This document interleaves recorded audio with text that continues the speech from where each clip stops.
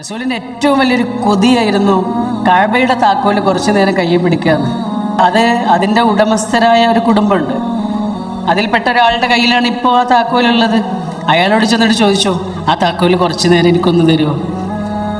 ഉസ്മാൻ ഇബ്നു ത്വൽഹ എന്നാണ് അദ്ദേഹത്തിൻ്റെ പേര്.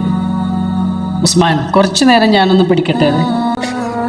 ഇല്ല മുഹമ്മദ്, അതിനുള്ള യോഗ്യത നിനക്കില്ല. റസൂൽ പിന്നെയും ചോദിച്ചു, കുറച്ചു നേരം തൊടാനാണ്. തരൂല്ല മുഹമ്മദേ, നിനക്കതിനുള്ള യോഗ്യത ഇല്ല. നബി ഇങ്ങനെ നിന്നിട്ട് വളരെ ശാന്തമായി അദ്ദേഹത്തോട് പറഞ്ഞു, ഉസ്മാൻ, ഈ താക്കോല് എൻ്റെ കയ്യിലെത്തുന്നൊരു ദിവസമുണ്ട്. അന്നത് എന്ത് ചെയ്യണമെന്ന് ഞാൻ തീരുമാനിക്കും. ഇല്ല മുഹമ്മദ്, അങ്ങനെ ഒരു ദിവസം ഉണ്ടാവില്ല.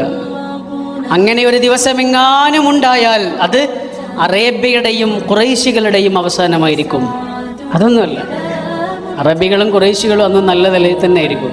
പക്ഷെ താക്കോൽ എൻ്റെ കയ്യിലെത്തും. മക്ക വിജയത്തിൻ്റെ ദിവസം ആ നാടിൻ്റെ ഭരണം മുഴുവനും പ്രവാചക തിരുമേനിയുടെ കയ്യിലാണ്. ആ പറഞ്ഞ താക്കോലല്ലേ, ആ താക്കോൽ ആ കയ്യിലുണ്ടായിരുന്നു. ആ താക്കോൽ ആർക്ക് കൊടുക്കുമെന്ന് എല്ലാവരും ആകാംക്ഷയോടുകൂടി ഇങ്ങനെ നോക്കി നിൽക്കുന്നുണ്ട്. എല്ലാവരും ആഗ്രഹിക്കുന്നുണ്ട്, എനിക്ക് തന്നെങ്കിൽ. അലി റളിയല്ലാഹു അൻഹു ഒക്കെ പരസ്യമായിട്ട് തന്നെ പറഞ്ഞു, പ്രവാചകരെ എനിക്ക് തരുമോ, അതെന്നെ ഏൽപ്പിക്കുമോ എന്ന് ചോദിച്ചു. ഇല്ല. അവിടെ കൂടിയ ആയിരക്കണക്കിന് മനുഷ്യരിൽ നിന്ന് ഒരാളെ ഇങ്ങനെ വിളിച്ചു, അയാളുടെ കയ്യിലേക്ക് കൊടുത്തു. ഉസ്മാൻ ഇബ്നു ത്വൽഹ. റസൂൽ പഠിപ്പിക്കുകയാണ്, ഒരവസരം കിട്ടുന്നത് വരെ കാത്തിരിക്കണം.